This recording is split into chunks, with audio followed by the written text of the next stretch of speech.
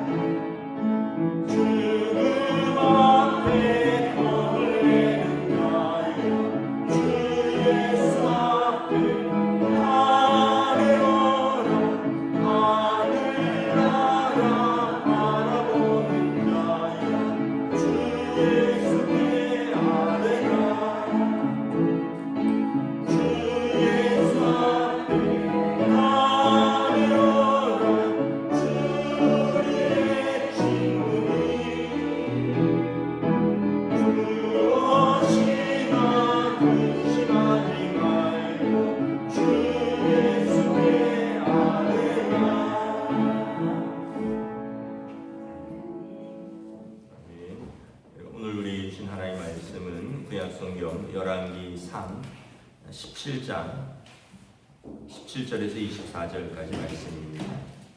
열왕기 3 17장 17절에서 24절까지 말씀입니다. 다 찾으신 줄 알고 저 여러분들이 한 절씩 교도하도록 하겠습니다. 2일 후에 그 집 주인 되는 여인의 아들이 병들어 증세가 심히 위중하다가 숨이 끊어진지라. 여인이 엘리야에게 이르되 하나님의 사람이여 당신이 나와 더불어 무슨 상관이 있기로 내 죄를 생각나게 하고 또 내 아들을 죽게 하려고 내게 오셨나이까.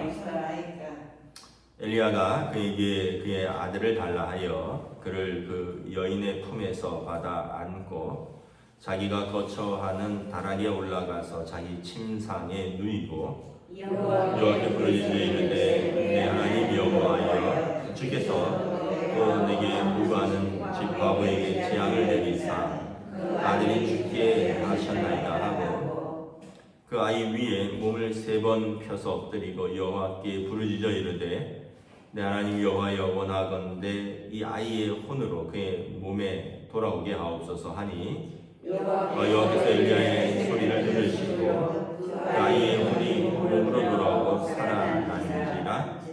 엘리야가 그 아이를 안고 다락에서 방으로 내려가서 그의 어머니에게 주며 이르되 보라 내 아들이 살아났느니라. 엘리야에게 이르되 내가 이제야 당신은 하나님의 사람이시오 당신은 입에 있는 여호와의 말씀이 진실한 줄 아노라 하니라.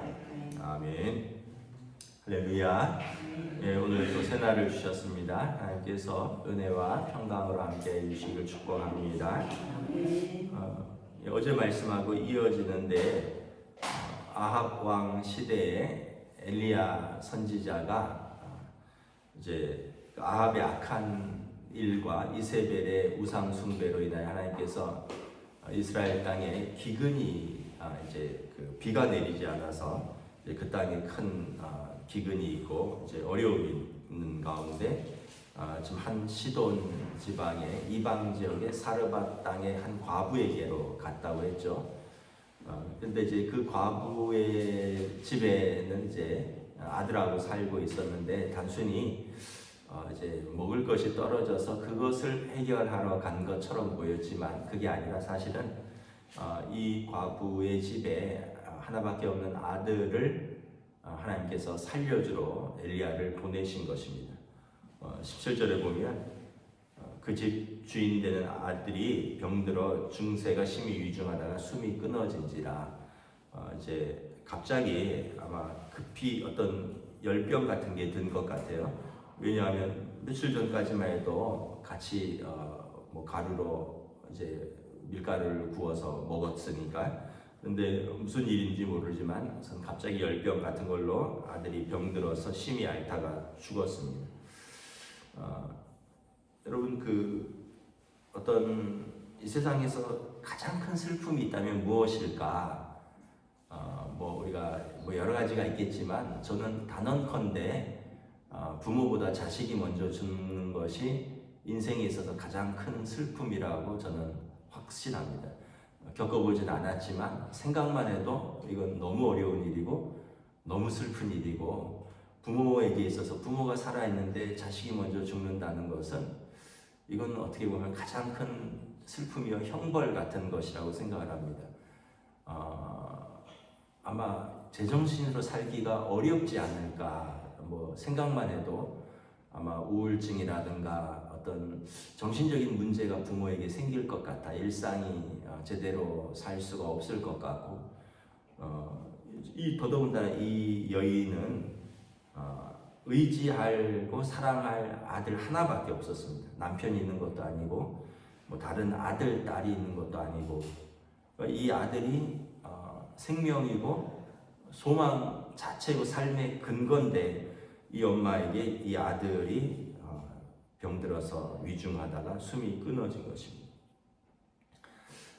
18절에 여인이 이렇게 말합니다. 하나님의 사람이여 당신과 나이가 무슨 상관이 있기로 내 죄를 생각나게 하고 또 내 아들을 죽게 하려고 내게 오셨나이까.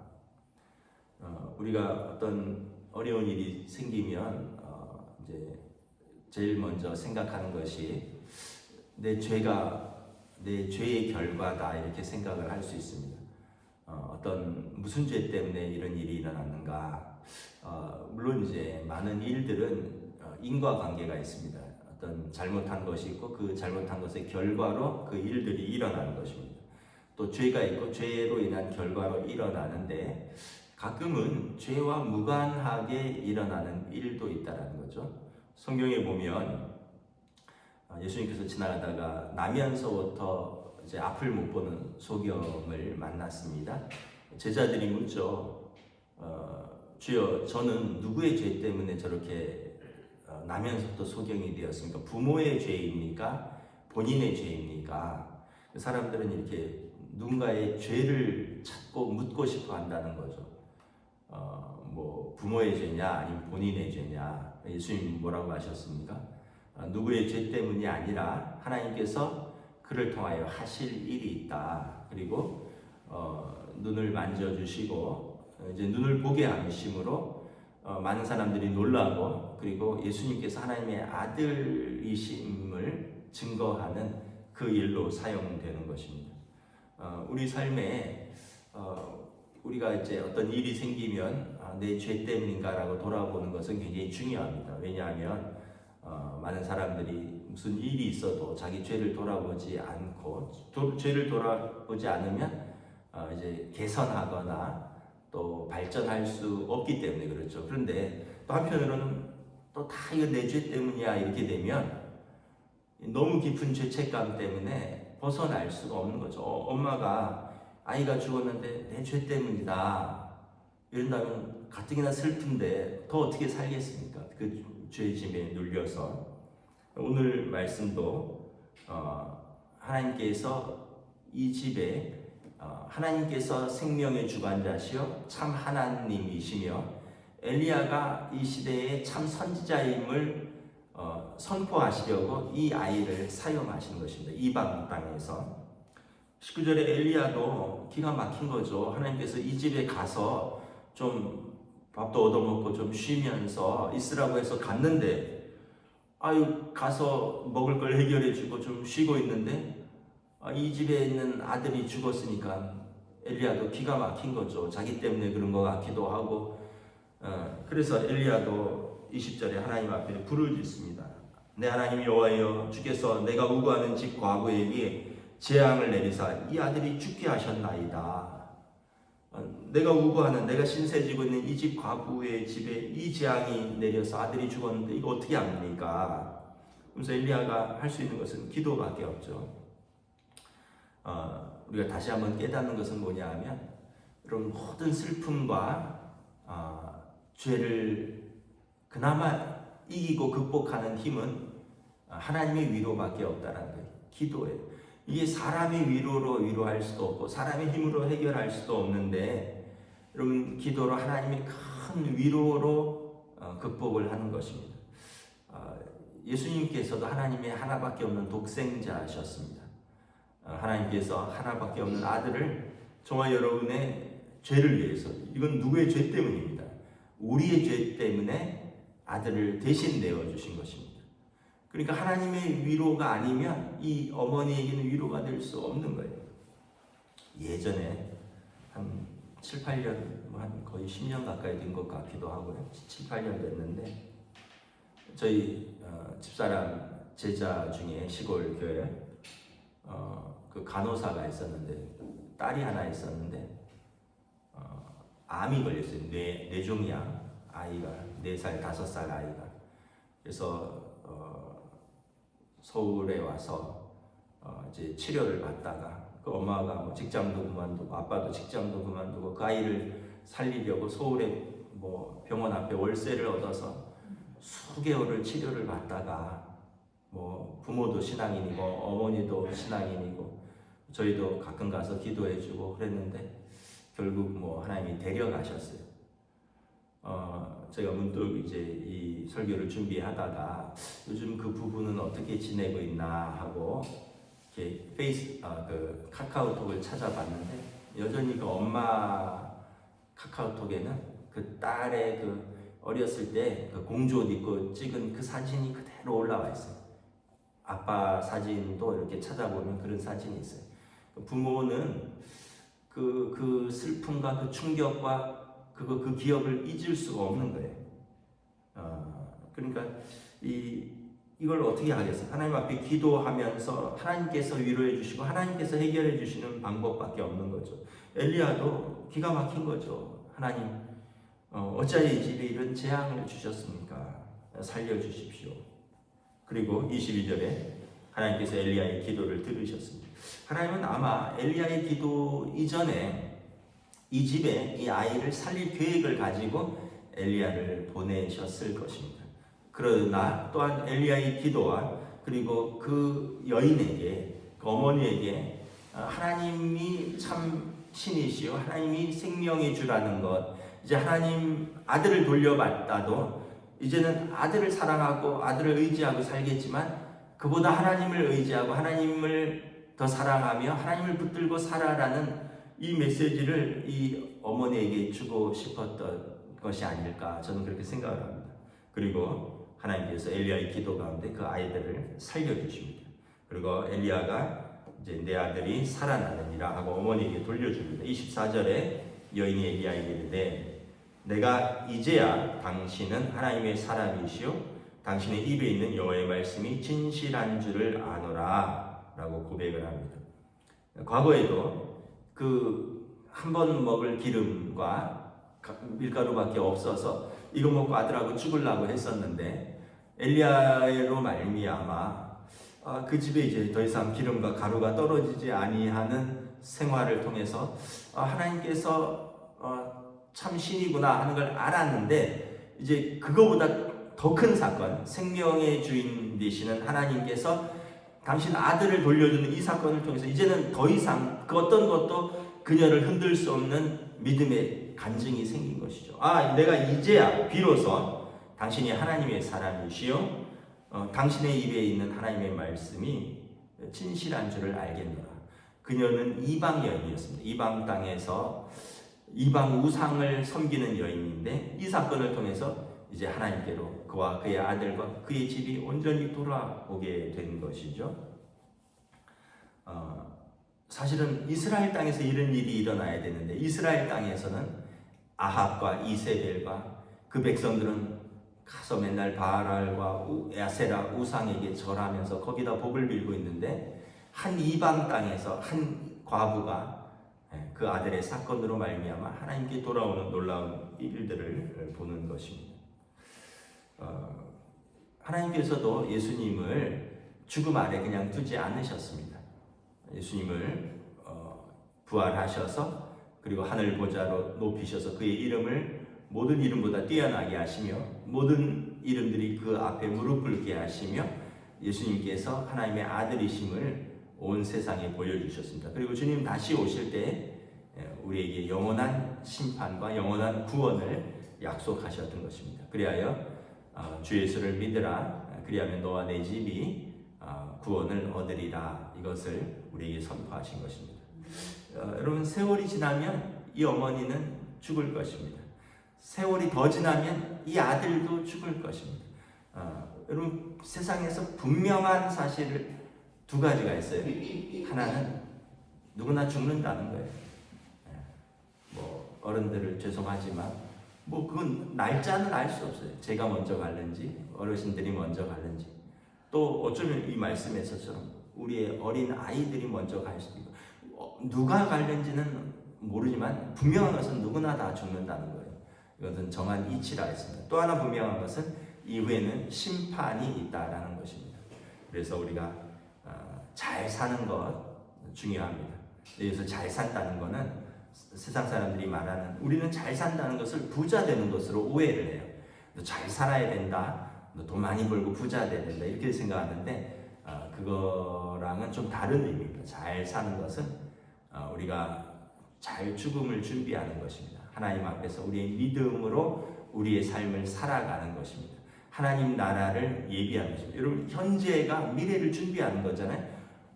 젊었을 때 열심히 일하고 저금하는 이유가 뭐예요? 노후에 편안하게 살려고 하는 거잖아요. 그럼 이 땅에서 우리가 수고하고 믿음으로 사는 이유가 무엇입니까? 똑같아요. 하나님 나라를 예비하는 것입니다. 근데 지금 이 땅에서 시편과 잠언에 보면 마음에 하나님이 없다 하고, 어리석은 자는 마음에 하나님이 없다 하고 눈에 보이는 거 붙들고 그것만 전부인 것처럼 산다면 우리가 반드시 맞이하는 그 죽음과 그리고 반드시 맞이하는 하나님의 심판대 앞에서 우리는 무슨 말을 할 수 있을까? 오늘 이 여인의 집에 또 이 아들 가정에 가장 큰 은혜는 죽음을 극복한 그 은혜도 크지만 사실은 더 큰 은혜는 영원한 생명을 얻은 것이죠. 하나님이 참 하나님이심을 알고 그 입으로 고백하며 그와 그 집이 영원한 생명을 얻은 것이 가장 큰 축복인 것입니다. 저와 여러분들 또 여러분들의 가정에 이 하나님의 은혜와 축복이 가득하시기를 주님의 이름으로 축복합니다. 기도하겠습니다. 하나님의 은혜를 감사합니다. 그 당시 이방 땅의 사르밧 과부의 집에 하나밖에 없는 아들이 갑자기 열병으로 중한병을 앓다가 죽었을 때 여인도 비통했고 엘리야도 비통하고 어머니는 왜 내 죄 때문에 나를 데려가시지 이 아들을 먼저 데려가십니까? 라고 원망하고 엘리야는 하나님 나를 이곳에 보냈는데 왜 이 집에 이러한 재앙이 일어나서 나로 하여금 이렇게 괴롭고 이 어머니를 슬프게 합니까? 라고 호소할 때 사실은 이 일을 통해서 하나님의 영광이 드러나고 이 일을 통해서 하나님께서 그 어두운 시대에 우상이 만연한 그 시대에 하나님께서 참신이심을 이방 땅에 선포하려는 하나님의 놀라운 계획이었음을 우리가 다시 한번 알게 됩니다. 그리고 아들을 돌려주심으로 그 어머니와 아들은 영원한 생명을 얻고 하나님께서 참 하나님이심을 고백하며 또 온 세상에 이것이 증거되는 놀라운 일들이 일어나는 것을 바라봅니다. 우리의 삶에서 다시 한번 우리가 생명의 주관자이심이 하나님이시요 우리의 창조주요 구원자이시요 또한 심판자도 한 분이신 하나님이심을 우리가 믿고 고백하며 살아갈 때 비로소 우리의 삶에 참된 생명이 있고 비로소 우리의 삶에 참된 믿음의 삶, 영원한 삶이 있는 줄 믿습니다. 이 삶을 붙들고 살아가는 성도들에게 은혜와 평강으로 함께하여 주시옵소서. 감사를 드리오며 우리 주 예수 그리스도의 이름으로 기도드리옵나이다. 아멘. 하늘에 계신 우리 아버지의 이름을 거룩하게 하시며 아버지의 나라가 오게 하시며 아버지의 뜻이 하늘에서와 같이 땅에서도 이루어지게 하소서. 오늘 우리에게 일용할 양식을 주시고 우리가 우리에게 잘못한 사람을 용서하여 준 것 같이 우리 죄를 용서하여 주시고 우리를 시험에 빠지지 않게 하시고 악에서 구하소서. 나라와 권능과 영광이 영원히 아버지의 것입니다. 아멘.